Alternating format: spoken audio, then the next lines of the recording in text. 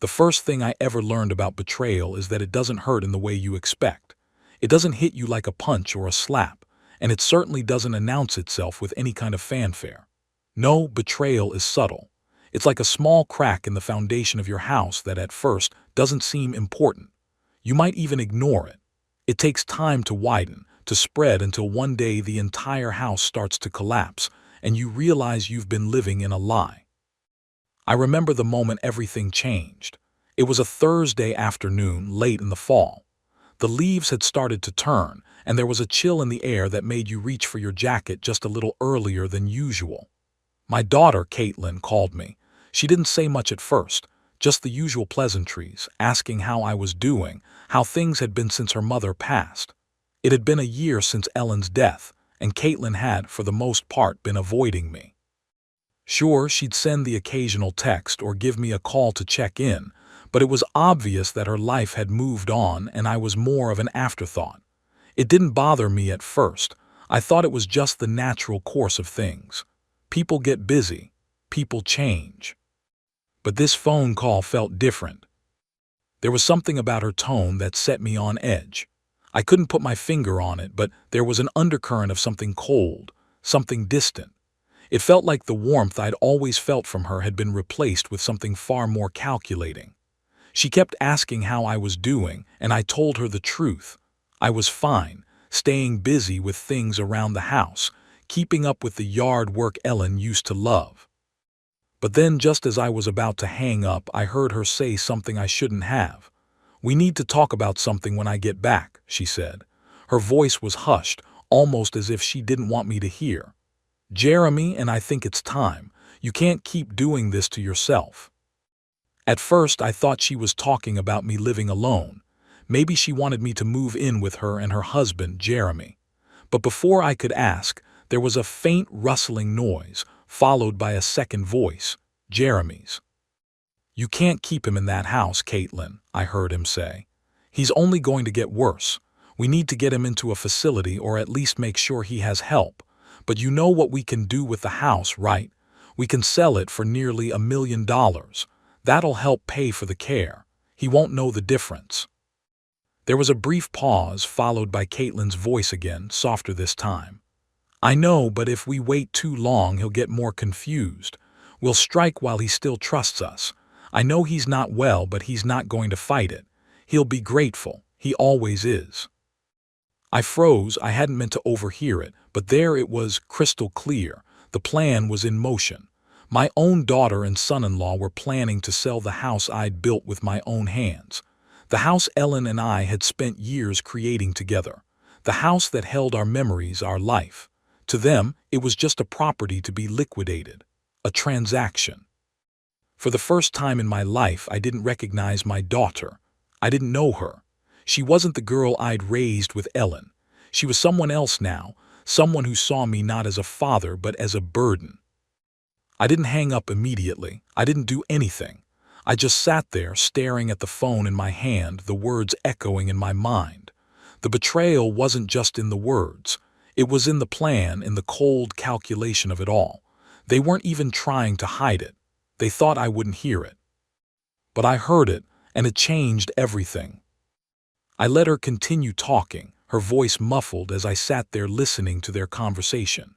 She talked about her plans for a new house in Boulder, a dream home with a mountain view. She laughed, and I couldn't help but think of all the times I'd helped her, the sacrifices I'd made for her education, the weddings, the car loans, the countless times I'd stood in the background, always just out of sight, just out of mind. But no more. If you want to know what happened after that phone call, you should probably subscribe. It's funny how the world can shift on its axis with a few whispered words, and how the plan that had been set in motion that day would take years to unfold, and how it would all come back around. For now, all I could do was sit there. It's a strange thing, hearing your entire life reduced to a financial calculation. It's not a slap in the face. It's not a punch. It's a slow, suffocating feeling like drowning, but in your own memories. I didn't confront Caitlin that night. I didn't say anything. I just let it sit. The next morning, I woke up and had my coffee like I always did. But I knew that nothing would ever be the same, not with Caitlin, not with Jeremy, not with anyone. As I sat on the porch that morning, the sun barely peeking over the horizon, I knew I had a choice to make. I could let them do it. I could let them sell the house, put me in a nursing home and walk away with their shiny new lives, or I could do something about it. They thought I didn't know, but I did. And that's when I realized it wasn't just about the house. It wasn't even about the money. It was about respect and dignity, and how sometimes the ones you love the most can make you feel like you don't matter at all. Before I made any decisions, I had to think. I had to plan. Because, as I would soon learn, betrayal is a dangerous game, and those who think they can get away with it, well, they're usually the ones who end up losing the most. The thing about revenge, it's never immediate, it's never quick, it's slow, it's methodical, and it's coming. But you'll have to wait to find out how. Subscribe if you want to know what happens next. The days that followed felt like a heavy fog had settled in my life. I kept replaying the conversation over and over in my mind, searching for the tiniest shred of doubt. Maybe I'd misheard. Maybe Caitlin wasn't actually planning to sell the house or put me in a nursing home. But deep down, I knew what I had heard. I knew exactly what they were thinking. The worst part was realizing they'd already made their decision. The conversation wasn't a question of what to do. It was a plan that was already in motion. I tried to push it all out of my head. It wasn't easy, but I managed to go about my days. I spent the next few days doing the things I always did: yard work, fixing things around the house, and even driving to the store to pick up a few things. The truth is, I kept myself busy because I didn't want to think about what I'd overheard. But it gnawed at me every waking minute. The slow realization that my daughter, the same girl who used to run to me with scraped knees and tear-filled eyes, was now plotting to take away everything I'd worked for. The house wasn't just a house, it was everything. It was years of labor, years of sacrifice. It was the place Ellen and I had built our life together. The thought of letting them take it away from me, the place where I'd raised Caitlin, where we'd laughed and cried, where I'd buried my wife, was unbearable. It's funny how you can go through life thinking you've built something unshakable, only to find that, in a few moments, it can be shattered. The thing is, when you're a father, when you're the one who's always been strong for everyone else, you forget to look out for yourself. You forget that the people you trust the most might be the ones who take everything from you. But the real turning point came when I saw them. Caitlin and Jeremy standing in the driveway of their house, smiling, laughing like nothing was wrong. They had no idea that I knew. They had no idea that I'd heard every word. But there they were, laughing over something trivial, their hands intertwined, oblivious to the fact that their betrayal was already eating away at me. I stood in my kitchen, staring out the window, watching them. The sun was setting, casting a warm glow over the yard. The same yard I'd spent hours tending, the same yard where Caitlin had played as a little girl. It was all starting to feel like a dream that was quickly slipping away. The hardest part was knowing that Caitlin didn't even seem to feel guilty.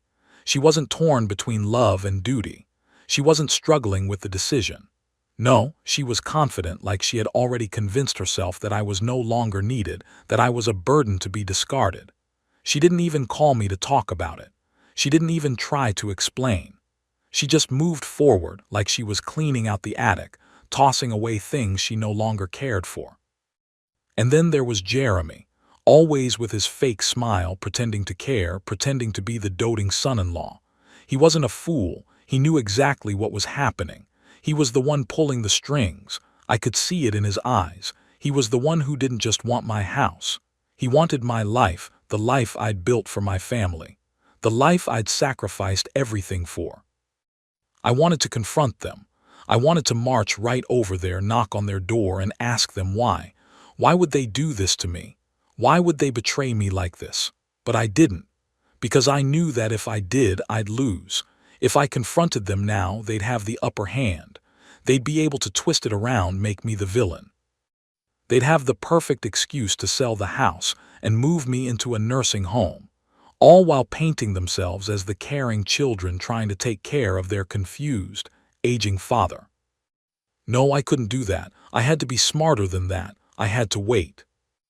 I spent the next few days playing it cool, pretending like nothing was wrong. I didn't make any drastic moves.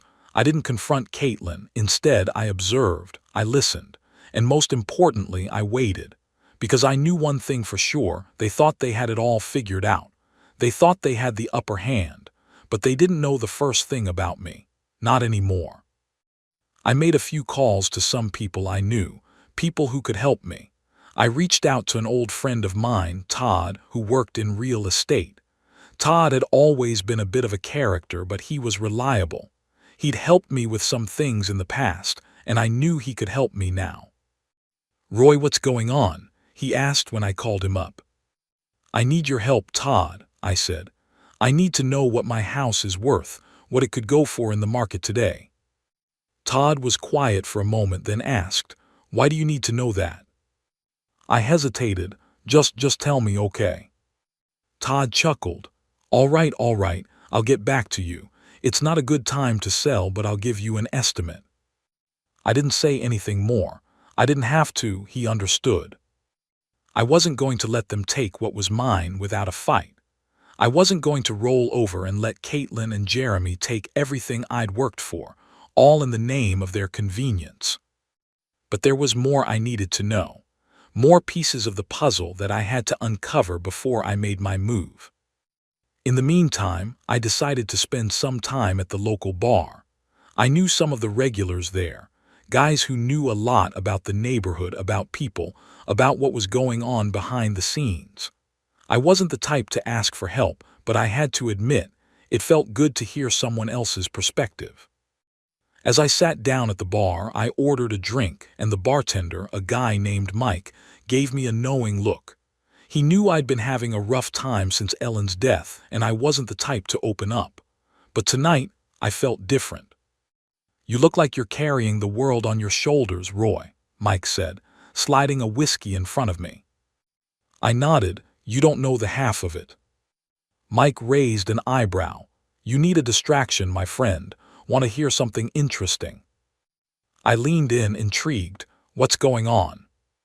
Mike lowered his voice.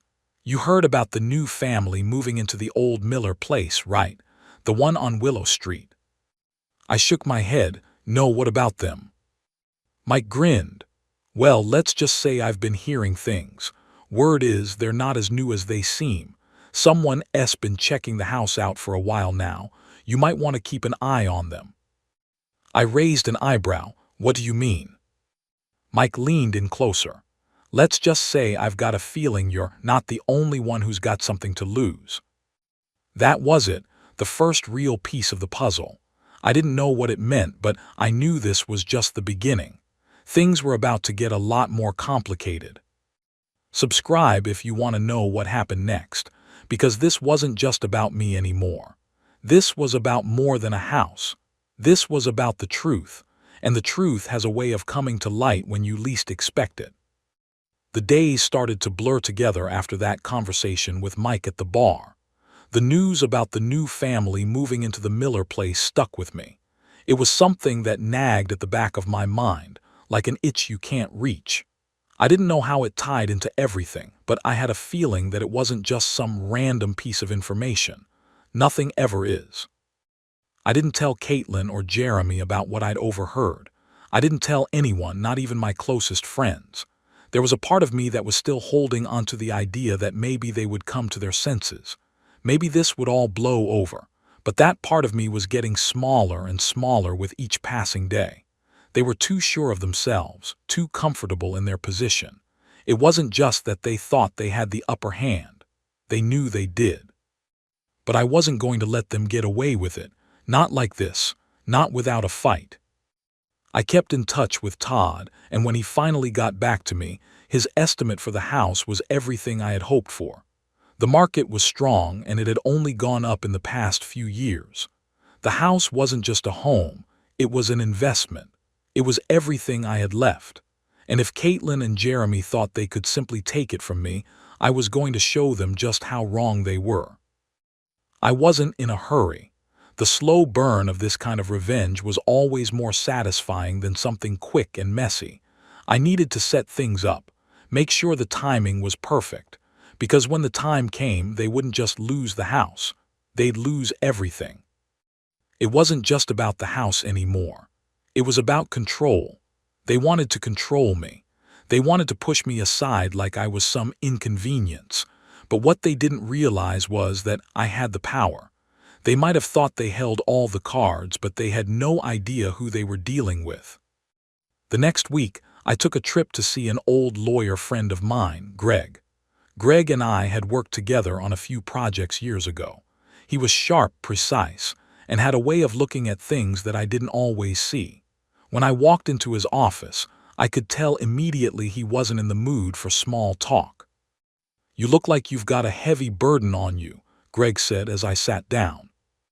I sighed, settling into the leather chair. "I do." "You need legal advice, I take it." I nodded. "I need to know what my rights are, Greg. If my daughter and son-in-law are planning to sell my house or move me into a nursing home, what can I do about it?" Greg didn't flinch. He was the kind of guy who was always calm, no matter how big the problem. "Well, first, I'll need to take a look at your will and any other documents you have related to your property. But legally speaking, they can't force you out without your consent. It's your house. If you've made arrangements in your will to pass it on to someone, they can't just take it.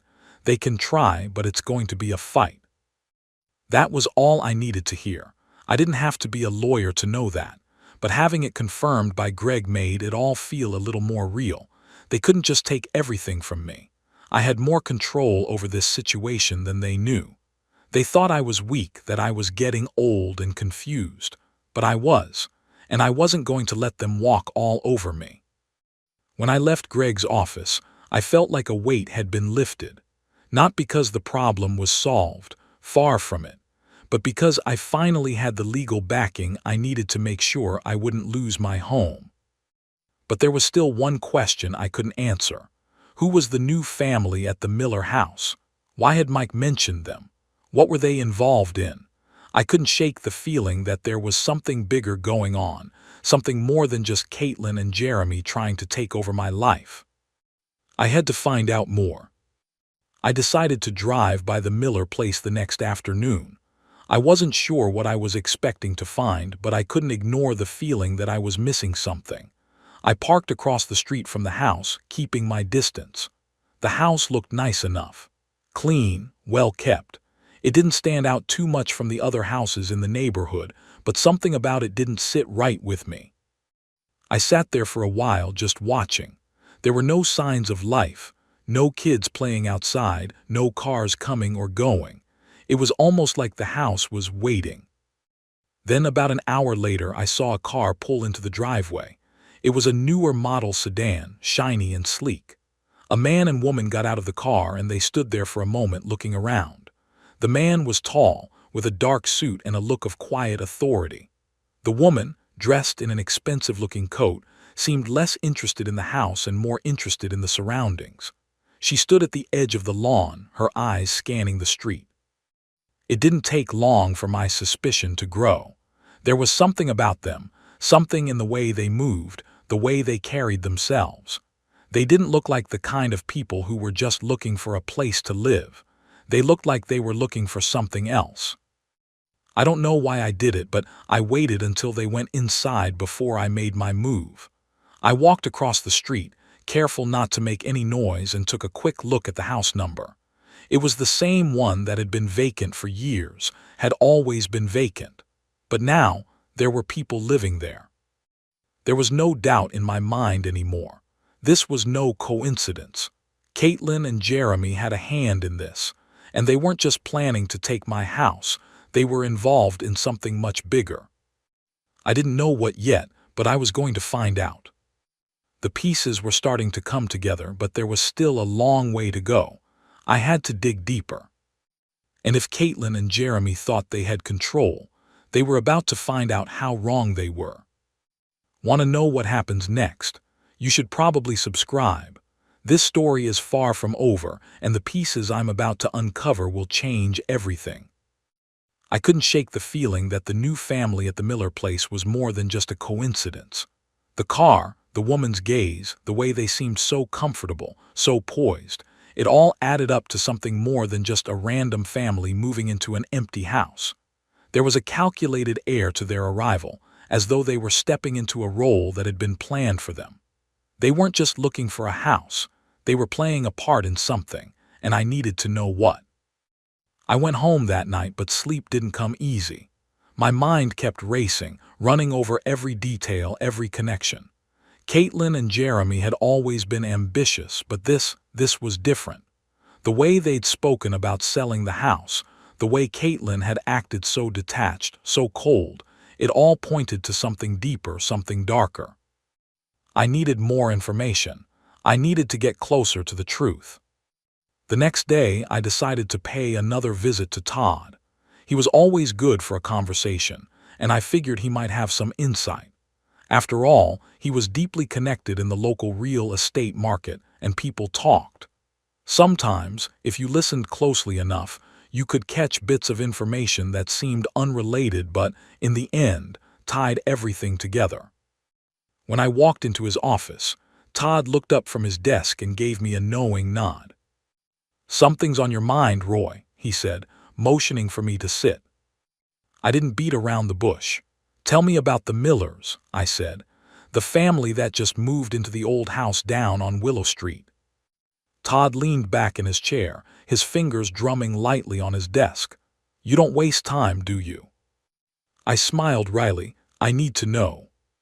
Todd hesitated, then gave a shrug. "All right, here's the thing. The Millers aren't who they say they are. I've heard some things, whispers more than anything, but they're not just a random family moving into the area. The man, Peter Miller, is a banker from what I understand, but he's got connections, high-level connections. People from out of town, people who don't just buy houses in neighborhoods like ours unless they're up to something. And that house, it's no accident they chose it." I sat up straighter. "What do you mean by up to something?" Todd leaned in, lowering his voice. "I can't say for sure, Roy, but there's been talk about property deals in the area. Big deals. Deals that involve more than just real estate. I heard Miller might be tied to some of those developers who have been making a lot of moves lately, buying up properties at a fast pace. They're moving in, pushing people out. And it's not just here, it's all over the state." My heart skipped a beat. "You think they're behind the deals Caitlin and Jeremy are involved in?" Todd raised an eyebrow. "It's possible. If you ask me, something's going on behind the scenes. And it's bigger than your daughter and son-in-law. If they're in the mix, it's because they're being used." That hit me like a ton of bricks. Caitlin and Jeremy weren't the masterminds behind this plan, they were just pawns. There was someone else pulling the strings, and the Millers were part of it. But who? And why? I felt a wave of anger wash over me. They had underestimated me. They thought they could just sweep in, take everything I'd worked for, and leave me with nothing. But they hadn't counted on me looking closely. They hadn't counted on me digging deeper. I sat in silence for a moment, piecing together the fragments of information Todd had given me. It was starting to come together, but there were still too many unanswered questions. The Millers were involved in something, and Caitlin and Jeremy were caught up in it. But what was the end game? I needed more. I needed to find out what was really going on, who the people behind all of this were, and what they wanted. And I needed to move fast. Over the next few days, I kept my distance. I watched the Miller house from afar, trying to learn more about the people living there. I didn't see much, no signs of anything unusual, but I wasn't about to let my guard down. I knew better than to assume anything was as it seemed. The way they carried themselves, the way they looked at the house, it all felt too orchestrated, too planned. I decided to pay a visit to a local contact I had in the police department. Jake was an old friend who had worked in the force for years. We weren't close, but we'd shared a few drinks in the past and traded information when it suited us. He was the type who knew what was happening in the town, even if he wasn't supposed to. I met him at a diner one morning, and he looked at me with a raised eyebrow as I slid into the booth across from him. "You're not here for lunch, Roy," Jake said, his tone skeptical. I leaned in, lowering my voice. "I need to know about Peter Miller, the guy who just moved into the old Miller place." Jake's eyes narrowed. "Why do you want to know about him?" I hesitated, but then decided to be blunt. "I think he's involved in something bigger. My daughter and son-in-law are mixed up in it. I need to know what's going on." Jake didn't respond right away. Instead, he took a sip of his coffee, eyes darting around the diner. He leaned in closer as if making sure no one could hear. "Peter Miller's not the guy you want to mess with," Jake said, his voice low. "He's got ties to some heavy hitters, people who can make things disappear, people who don't play by the rules." I felt a chill run down my spine. "What do you mean?" Jake leaned back, his eyes darkening. "Let's just say Miller's got a lot more going on than a real estate deal. He's got connections, and they don't just buy houses. They buy influence. They're moving money around, making things happen that most people don't even see." I felt the weight of Jake's words settle in my chest. This wasn't just about a house anymore. This was about power, and I was smack in the middle of it. Caitlin and Jeremy weren't just pawns. They were players in a game I didn't fully understand. And the Millers, they were the ones holding all the cards. I stood up slowly, my mind racing. "Thanks, Jake," I said, reaching for my wallet. "I owe you one." He nodded, but I could see the worry in his eyes. "Be careful, Roy. You don't want to get caught in the crossfire." I left the diner, the weight of the information pressing down on me. I wasn't just dealing with family betrayal anymore. I was dealing with something much bigger, and the closer I got to the truth, the more dangerous this all became. If you want to know how this all connects, if you want to see what happens when everything finally comes to light, you should probably subscribe. This story is far from over, and the pieces are starting to fall into place, just not the way I expected. By the end of the week, I had gathered enough pieces to realize that this wasn't just about a property dispute anymore. It was about something far more dangerous, something that could easily spiral out of control if I wasn't careful. Every day, I became more convinced that the people who thought they had the upper hand in this, Caitlin, Jeremy, the Millers, had no idea who they were messing with. The pieces didn't quite fit yet, but I could see the shape of the puzzle. Caitlin and Jeremy had been playing their part, whether they realized it or not. And the Millers, they were the key. They were the ones orchestrating everything from behind the scenes. But what exactly did they want? What was their end game? I spent a few more days digging. I made calls, reached out to people who might know something, and pieced together what I could about Peter Miller's business dealings. It wasn't easy, and I had to be careful. People like Miller didn't leave loose ends. If you poked around too much, you might find yourself in over your head. But I had no choice. I needed to know. One afternoon, as I was driving through town, I decided to stop by the local bank. I'd worked with them a few times in the past, and I had a contact there, a man named Frank, who had always been helpful when it came to gathering information about properties. I knew he might be able to tell me something about Peter Miller's recent transactions. When I walked into the bank, I found Frank sitting behind his desk, shuffling through paperwork. He looked up when I entered, his eyes widening a little. "Roy," he said, standing up, "what brings you here?" I leaned against the counter. "I need some information about Peter Miller, the guy who moved into the old Miller house." Frank's expression shifted slightly. He didn't ask why I needed the information, but I could tell he was already calculating whether it was worth helping me. I gave him a small nod, urging him to share what he knew. He sighed and walked over to a filing cabinet, pulling out a thick folder. "You're not going to like what I'm about to tell you, Roy," he said, flipping open the file and scanning a few pages. "What do you mean?" I asked, my voice steady, though my heart had started to race. Frank paused for a moment, looking over at me with a frown. "Peter Miller isn't just some banker. He's connected to some real estate development firms in the city, but there's something else. Something darker. The kind of money he moves isn't just real estate. It's all connected. He's involved with people who are in the business of laundering money. My stomach dropped. The word laundering hit me like a punch. That was it. That was the connection I'd been looking for. The Millers weren't just some well-off family looking for a quiet life.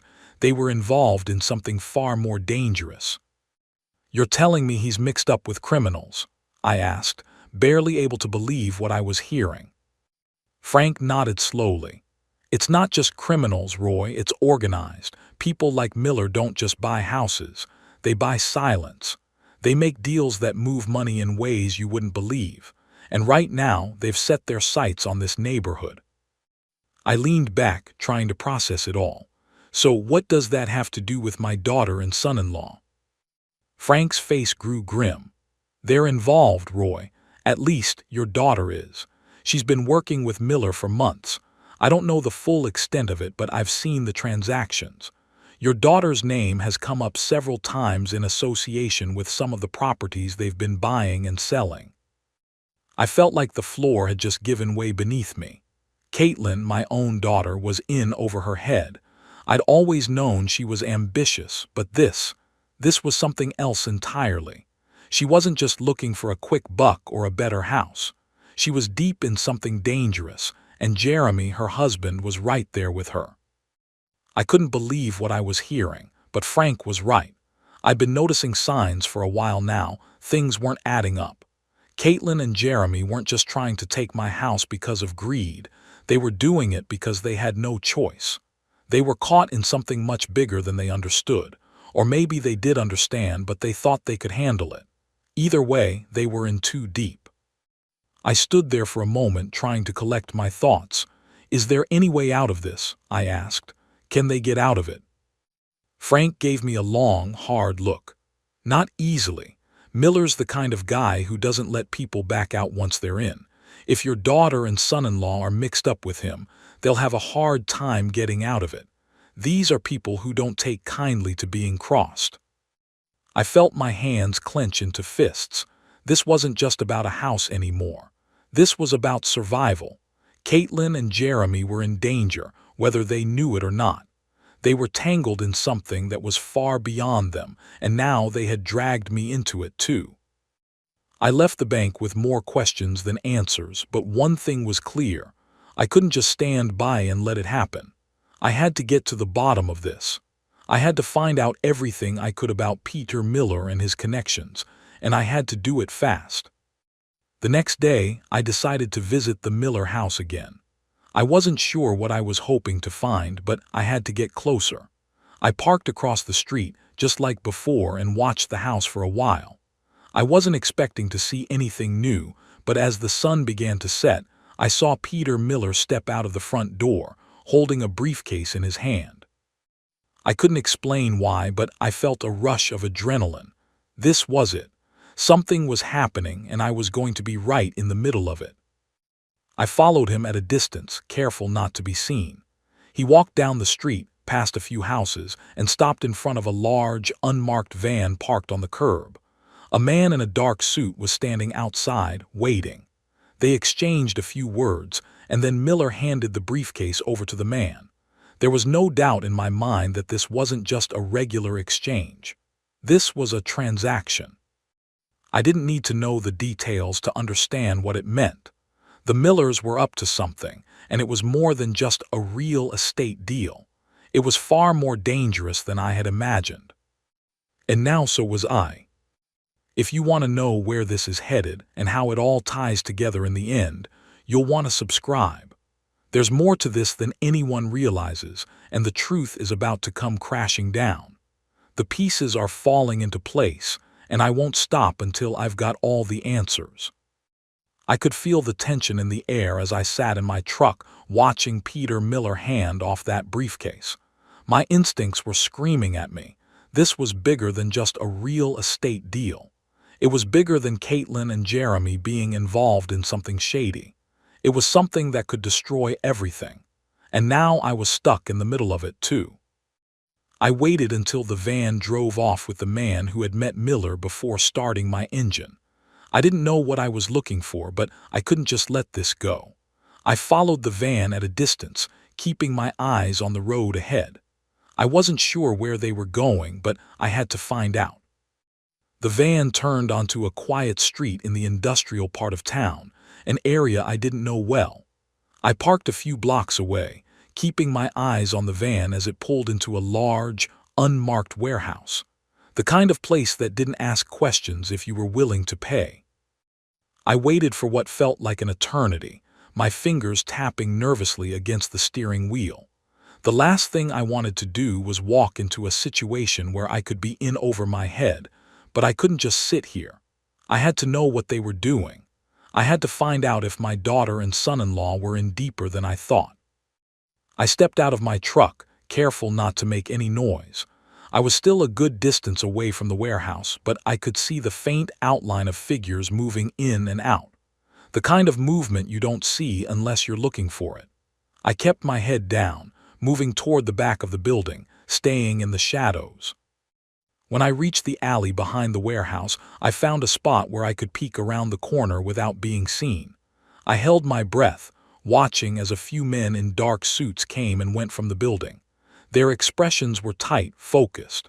No one was smiling, no one was chatting. This was serious business, the kind of business I wanted nothing to do with. Then, as I was about to turn back to my truck, I saw Peter Miller again. He was walking out of the building, his face tense, his eyes scanning the area as though he knew someone was watching. He stopped for a moment, looking directly at the spot where I was hiding. My heart jumped into my throat. I pressed myself further into the shadows, praying he hadn't seen me. Time seemed to freeze. I didn't dare move. I held my breath. He stood there for what felt like an eternity before turning and walking back toward the van. That was enough for me. I wasn't going to stick around to find out what happened next. I slowly backed away from the building, taking care to avoid any loud noises. Once I was safely back in my truck, I started the engine, my hands shaking as I gripped the wheel. I couldn't deny it anymore. The stakes were higher than I'd ever imagined. When I got home, I immediately called Todd again. He was the only person I could trust right now. He answered after the third ring. "Roy," he asked, his voice cautious, "what's going on?" "I need to know more about Peter Miller," I said, my voice low and urgent. "I need everything you've got. This isn't just about a house anymore. It's something bigger, way bigger." There was a long pause on the other end of the line, and I could hear Todd moving around. "All right," he finally said, his tone serious. "I've been hearing things, Roy, things I didn't want to believe." "What things?" I pressed. "Remember when I said Miller had ties to some developers? Well, it's worse than that. He's not just some real estate mogul. He's been involved in money laundering for years. The developers are just a front. But the thing is, he's been expanding his operation. That warehouse you were at, it's one of their drop points. They move money in and out of there in ways most people wouldn't even understand." I sat in silence, processing what he'd just said. My daughter and son-in-law were mixed up in all of this. I didn't know if they were fully aware of the danger they were in, but I couldn't help but feel that Caitlin had crossed a line she couldn't come back from. And Jeremy, he wasn't innocent either. I had to get to them. I had to talk to them before it was too late, but I didn't know where to start.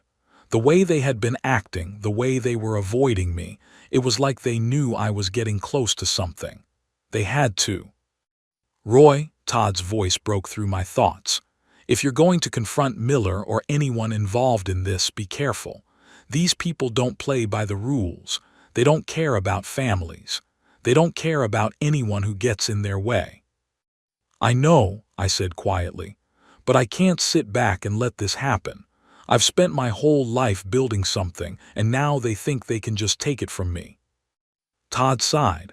"Just don't get yourself in too deep, Roy. You're already walking a thin line." "I know," I muttered, "but I don't have a choice." I ended the call and sat in silence, letting everything sink in. I was tangled in something that went far beyond betrayal. This wasn't just about my family anymore. It was about people who had no regard for anyone's life or well-being. It was about a system that was built on lies, manipulation, and greed. And Caitlin and Jeremy, they were right in the middle of it. I knew I had to confront them. I had to get the truth from them. But I also knew that it wasn't going to be easy. They were already in too deep, and they would lie to my face if it meant protecting themselves. The thing about revenge, it's never as simple as you think. It's not just about making someone pay. It's about watching them unravel, watching the truth claw its way to the surface. It's about watching your world burn, knowing that the people you loved are the ones who lit the match. And I was ready to watch it burn. I was ready to see everything they'd built go up in flames. But I needed more. I needed a plan. If you're wondering how this all comes together, what happens when everything starts to fall apart, you should probably subscribe. Because when the truth comes out, it's going to change everything. And no one is going to be left standing when it's over. I spent the next few days pacing, waiting for the right moment. The weight of everything, Caitlin and Jeremy's betrayal, the Millers' shady dealings, the involvement of organized criminals, was starting to crush me. It felt like I was caught in a storm, and no matter which direction I turned, the wind kept pushing me closer to the center. I couldn't run from it anymore. I had to face it head on. Caitlin hadn't called. Jeremy hadn't reached out. It was like they knew something was coming, like they were avoiding me on purpose. Maybe they thought they could slip away before I caught on, or maybe they just didn't care anymore. I didn't know which was worse, but I couldn't wait any longer. I had to confront them. I had to know what was really going on, even if it meant putting everything at risk. I tried calling Caitlin, but of course, she didn't pick up. I left a voicemail, but I wasn't expecting her to call me back. So I did what any father with nothing left to lose would do. I showed up at her house. When I arrived, I noticed Jeremy's car parked in the driveway. I took a deep breath, squared my shoulders, and walked up to the front door. I didn't knock. I didn't need to. I opened the door, and there they were, sitting in the living room. They both looked up at me, startled, as if they hadn't expected me to come by. "Dad," Caitlin said, standing up, "what's going on?" I didn't beat around the bush. "I know about the house," I said, my voice calm but firm. "I know about Peter Miller, the money laundering, everything." Their faces went ashen, and I saw the way they exchanged a quick, silent look. It was the look of people caught in something they couldn't get out of. They knew I had them. "Dad, you don't understand," Jeremy said, trying to sound reasonable. "It's not what you think." "Don't lie to me, Jeremy," I cut him off, stepping closer. "I've been watching you both. I've been digging, and I know what's going on. You're in over your head. You've been working with Miller, and I know it's not just about real estate. I know what he's really involved in." Caitlin looked away, her jaw tightening as if she were trying to summon the courage to say something. But instead, it was Jeremy who spoke first. "You don't get it, Roy. We didn't have a choice," he said, his voice trembling. "Miller's got connections, big ones. We thought we could make it work, you know, but things got messy and you thought selling my house would fix everything, right?" I interrupted. "You thought you could throw me out and walk away with your new life." "Dad, please," Caitlin's voice was quiet, almost pleading. "It wasn't like that. We didn't mean to." "Then what was it, Caitlin?" I demanded, my anger rising. "What was it when you overheard me on the phone, talking about how you'd put me in a nursing home? What was it when you decided to take everything from me, like it didn't even matter?" Caitlin's face reddened, and I saw her eyes start to fill with tears. But I wasn't moved by her tears anymore. She had made her choice long ago. "I thought I was doing the right thing," she said, her voice shaking. "I thought it would be easier, that everything would just fall into place. I didn't realize how deep it all was. I didn't realize Miller wasn't just some investor. We didn't know how dangerous it was." "Dangerous?" I spat. "Caitlin, you were in the thick of it. You knew exactly what was going on. You thought you could just cut me out and live your perfect life, and now look where you are, in a web of lies, in a mess you can't get out of." Jeremy stood up, trying to calm me down. "Roy, please, let's just talk. We're sorry, okay? We didn't mean for any of this to happen." "No," I said, my voice cold. You didn't mean for it to happen, but it did. You used me. You took everything I worked for and threw it away without a second thought. You betrayed me, and now I'm supposed to just let it go." They were silent for a long moment. Neither of them spoke, and I could see the regret, the guilt, all of it reflected in their eyes. But it was too late for apologies. I had to do something. I had to make them understand that the consequences of their actions weren't just going to disappear. "Peter Miller is part of something much bigger than you think," I said, my voice low. "He's got connections in places you can't even imagine. You're not just involved in a shady real estate deal anymore. You're in the middle of something dangerous. And if you don't get out now, you'll be trapped in it forever." Caitlin's hands trembled as she wiped her eyes. "What are you going to do, Dad?" she asked softly. "I'm not going to let this happen," I said, my gaze hardening. I'll fight. I'll fight for what's mine, for what you tried to take. But you need to make a choice. You need to decide what side you're on." Jeremy took a step back, his face pale. We'll fix it, Roy. We'll make it right. Just give us some time." "Time?" I scoffed. "Time won't fix this. You can't undo what you've done. But you can stop making things worse. You can stop playing the game with Miller and his people." I turned to leave, but Caitlin called out, her voice breaking. "Dad, please, don't leave us like this." I stopped, my hand on the doorknob. I could feel the weight of everything pressing down on me, but I couldn't stay. I couldn't keep pretending like they hadn't destroyed everything. "I'm done pretending, Caitlin," I said, my voice cold. "I'm done with all of this." And with that, I left. I didn't know what would happen next, but one thing was certain. I wasn't going to let them ruin my life. I wasn't going to let them take everything I'd worked for, and I wasn't going to let them destroy themselves in the process. I didn't know how, but I was going to make sure the truth came out. And when it did, everything would change. If you want to know what happens next, how everything finally unravels, you should probably subscribe. The storm is coming, and there's no turning back now.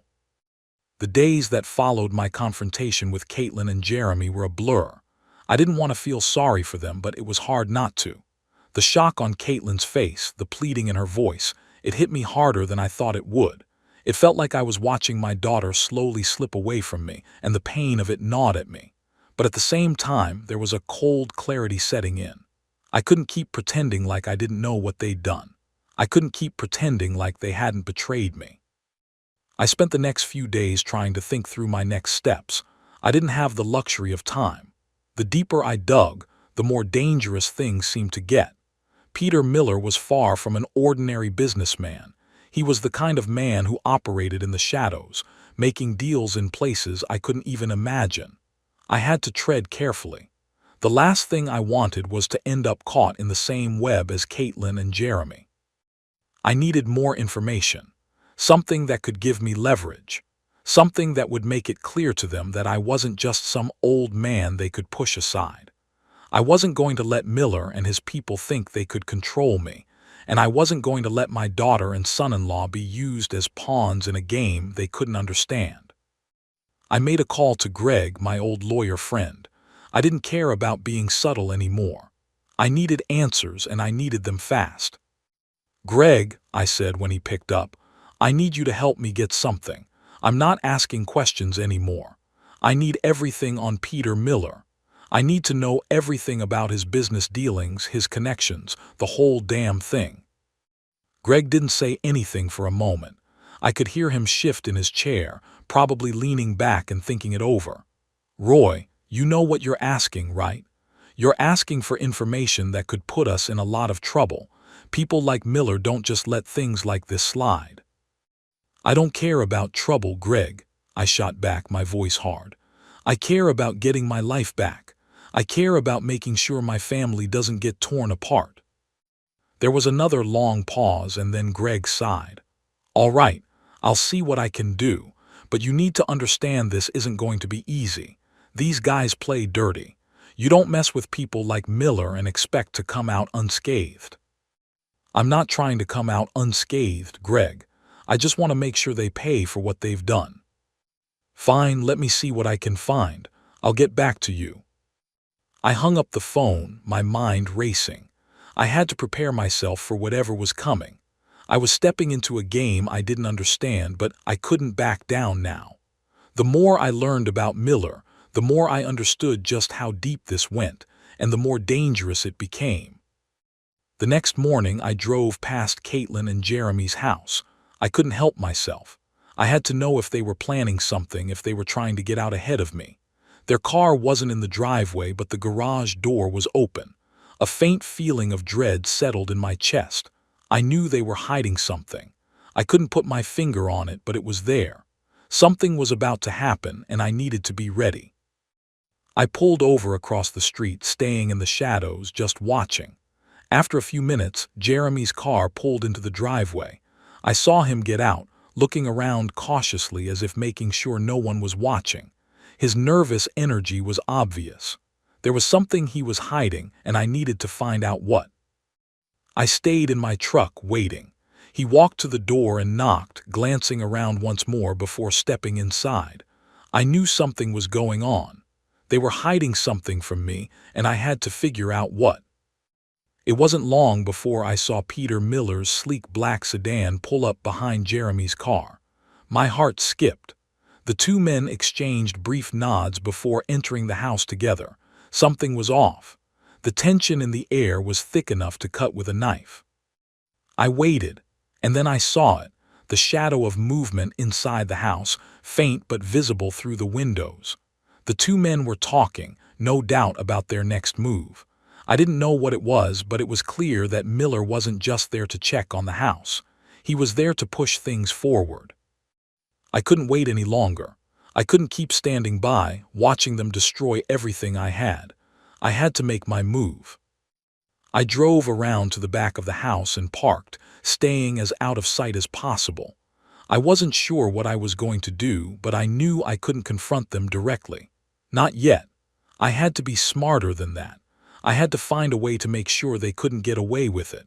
I had to get them to tell me what I needed to know. I walked around the side of the house, staying in the shadows. I could hear muffled voices coming from inside.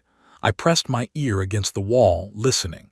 It was hard to make out exactly what they were saying, but the tone of their voices told me everything I needed to know. They were planning something big, something that would change everything, and I wasn't going to let them get away with it.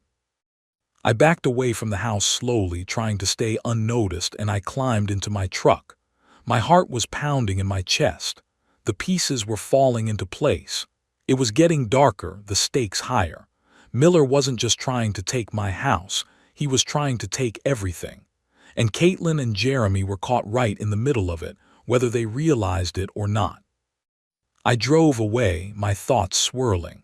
I wasn't going to stop. I wasn't going to let them destroy everything I'd worked for. I was going to make sure the truth came out, whether Caitlin and Jeremy liked it or not. I knew one thing for sure. This was just the beginning. The game was on, and no one was going to be left standing when it was over. If you want to know how everything finally comes together, you should probably subscribe. The stakes are rising, and the truth is about to break wide open. Trust me, you won't want to miss what happens next. I had spent the last few days pacing back and forth, trying to piece together the puzzle that had become my life. It was all starting to feel like a nightmare that I couldn't wake up from. Every corner I turned, there was another piece of the story I had to uncover, and every step I took, the danger seemed to get closer. But it was no longer just about me or even Caitlin and Jeremy. This was about something far bigger, something I didn't fully understand, but I knew had the potential to destroy everything I had left. I kept waiting for Greg to call me back with the information I'd asked for. I knew it wouldn't be easy. People like Peter Miller didn't leave a paper trail, but Greg had connections, and I knew that if anyone could get me the answers, it would be him. The days stretched on, and with each one the pressure mounted. I couldn't sit still. Every time I passed by Caitlin's house, I saw Peter Miller's car parked outside, or Jeremy nervously pacing in the yard. It was like they were preparing for something, and I was running out of time to figure out what. I knew I couldn't trust Caitlin or Jeremy anymore. Not fully, at least. They were too caught up in the web they had woven with Miller, and their loyalty, if it was ever there, was now to him, not to me. I had to make them understand that they were in deeper than they knew. I had to make them see that the people they were working with were dangerous, and that there was no way out once you were involved. I got the call from Greg around noon one day. The moment I saw his name on the caller ID, my heart skipped a beat. I didn't know if this was going to be the breakthrough I needed, or if it would just push me even further into the abyss. "Roy," Greg's voice was calm but heavy with something I couldn't quite place.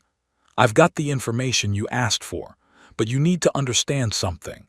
This isn't just some shady real estate deal anymore. What Miller's involved in goes a lot deeper than I thought." "Tell me everything," I said, my voice tight with anticipation. Greg let out a sigh. "All right, I've traced Miller's financials, and it turns out he's connected to several offshore accounts. People in high places are moving money through these accounts, and it's not just real estate. They're laundering millions of dollars from illegal operations, drugs, arms, and God knows what else. And guess who's been involved in some of these transactions?" I felt my blood run cold. Caitlin and Jeremy. "Exactly," Greg said. "They've been complicit. Your daughter's name shows up multiple times. She was introduced to Miller as a business partner. They've been moving money through properties, cleaning it up, making it look legitimate, and it gets worse. Miller is planning something big, bigger than any of them realize. He's looking to expand, make moves into international markets. And the people involved, they're ruthless. This isn't just about money, it's about power, real power." I was silent for a long moment, my mind reeling with the information Greg had just dropped on me.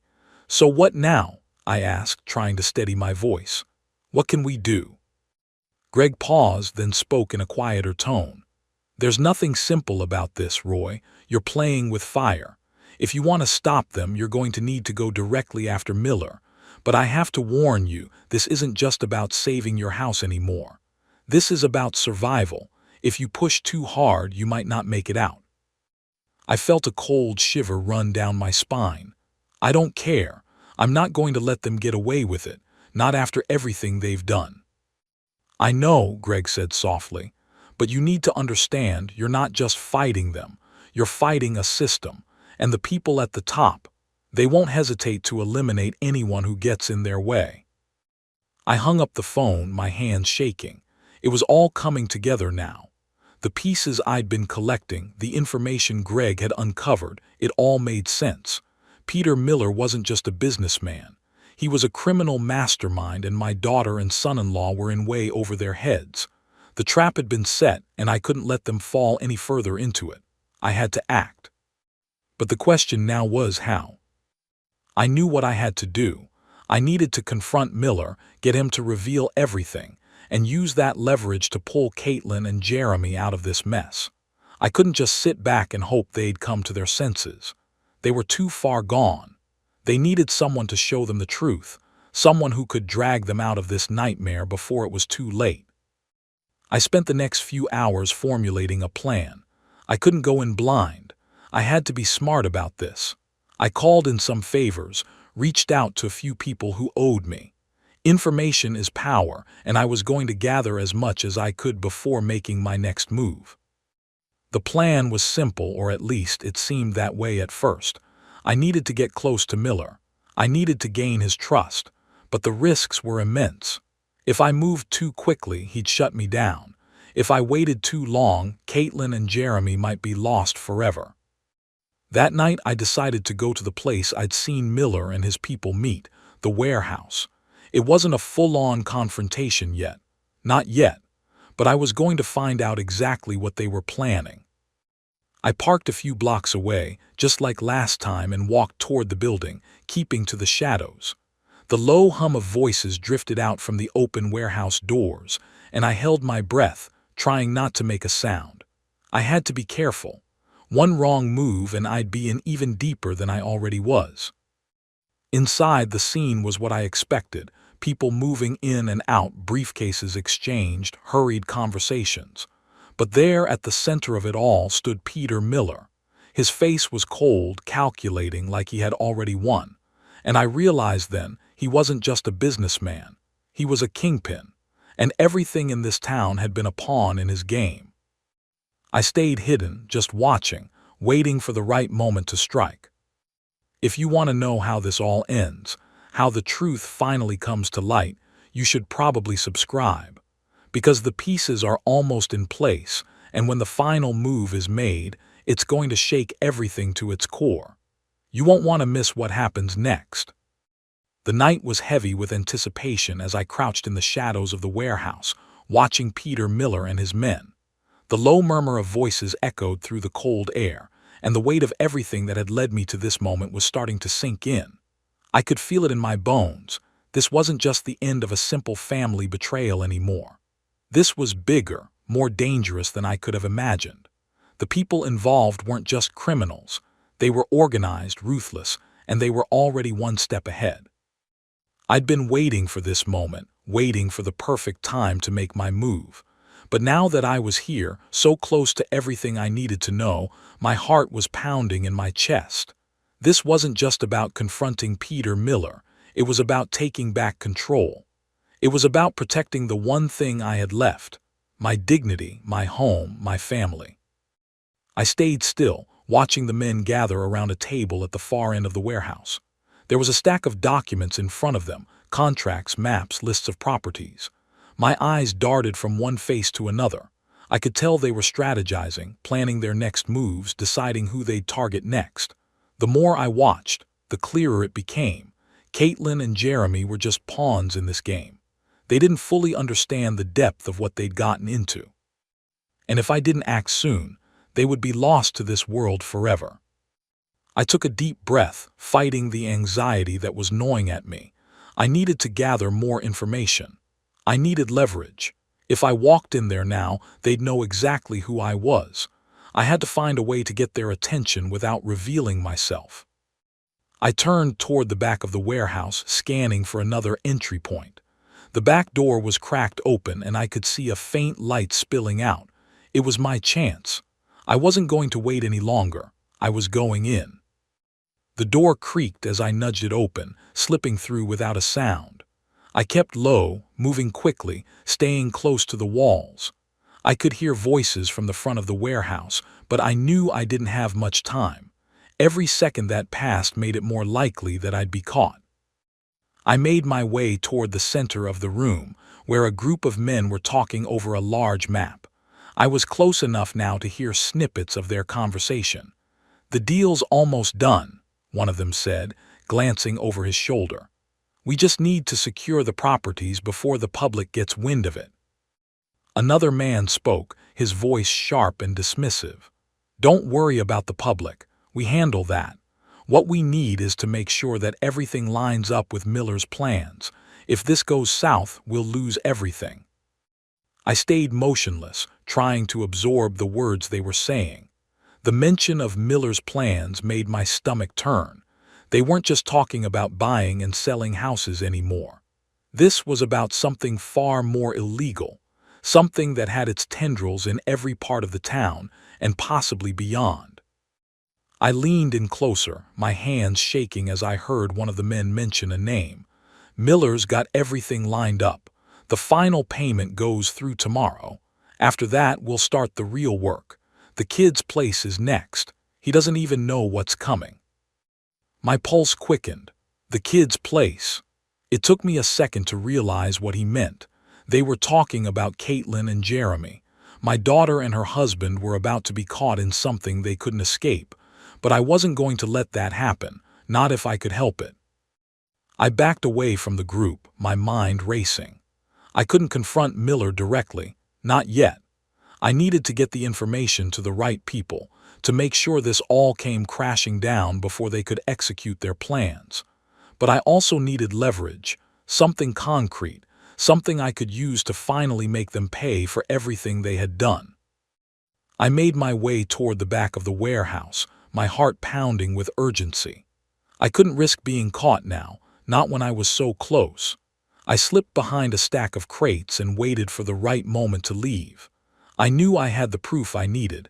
If I could get out of here undetected, I could use it to bring down the entire operation. But as I stood there, watching the men finish their discussion, I heard a sound that made my blood run cold. The door creaked open behind me. Someone had entered the warehouse. I turned, my heart stopping when I saw Peter Miller standing in the doorway, his cold eyes locking onto mine. He'd been watching me the whole time. "You didn't think I wouldn't notice, did you, Roy?" he said, his voice low and menacing. "You've been poking around where you don't belong. Now it's time for you to understand just how dangerous that is." I froze, my body tensing, but I knew I couldn't back down now. Not when everything had led to this moment. "I know what you're doing, Miller," I said, my voice steady despite the fear rising inside me. "And I'm going to make sure the whole world knows. You won't get away with this. You won't get away with using my family as pawns in your games." Miller's lips curled into a cold smile. "You think you can stop me? You don't know what you're dealing with. You don't have the power, Roy. You never did." I took a deep breath, steeling myself for what came next. "I don't need power, Miller. I just need the truth, and you're going to give it to me." His expression darkened. "You're making a huge mistake. I can make this all disappear. I can make you disappear." But I wasn't scared anymore. I had come this far, and I wasn't going to let him threaten me. Not now. "You can try," I said. "But when the truth comes out, no one will be able to protect you." There was a long, tense silence as we stared each other down. The weight of everything was heavy in the air. I knew this wasn't going to end without consequences, but it was clear to me now. I wasn't walking away from this without a fight. Miller took a step forward, but before he could do anything, the sound of sirens broke through the tension. Police cars, a lot of them, pulling up outside the warehouse. Miller's eyes flickered in confusion for just a second before he reached for his phone, but it was too late. The truth had finally come to light. The doors to the warehouse were flung open as officers stormed inside. Miller's men scrambled to escape, but they were outnumbered.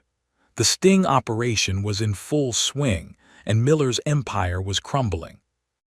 I watched as Miller was handcuffed, his expression one of pure rage. He glared at me as he was led away, but I didn't flinch. This was the end for him, the end for everything he'd built on lies, manipulation, and greed. As I walked out of the warehouse, I thought of Caitlin and Jeremy. They didn't know the full extent of what they had gotten involved in, but now they had a chance to escape. Now they could see the truth for what it was. I wasn't sure what the future held for my family, but I knew one thing. We'd made it through the storm, and no matter what happened next, I wouldn't let anyone take what was mine. The truth had finally been exposed. If you've been following this story, you've seen just how deep the web went. It's not over yet, but I'm done being the victim. The power of the truth is stronger than any empire built on lies. You should probably subscribe, because this may be the end of this chapter, but it's just the beginning of a new one. And the truth always finds a way to the surface.